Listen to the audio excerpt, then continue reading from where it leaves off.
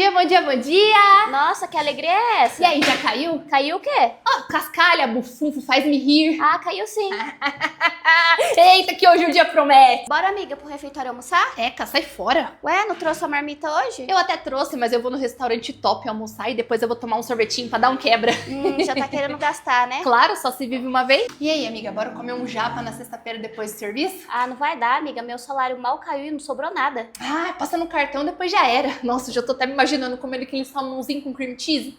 Bora, o ônibus sai daqui 10 minutos. Hoje eu vou de Uber Black. Eu mereço me mimar, né? Ah, tá bom, Ricona. O RH pediu pra você subir antes de ir embora. Nossa, é sempre na hora de ir embora, né? Impressionante. Licença, mandou me chamar? Mandei, fecha a porta. Claro. Você recebeu a mais esse mês porque a gente não descontou seu último vale. E eu preciso que você me retorne hoje em Pix. Só porque eu queria comer meu sushi.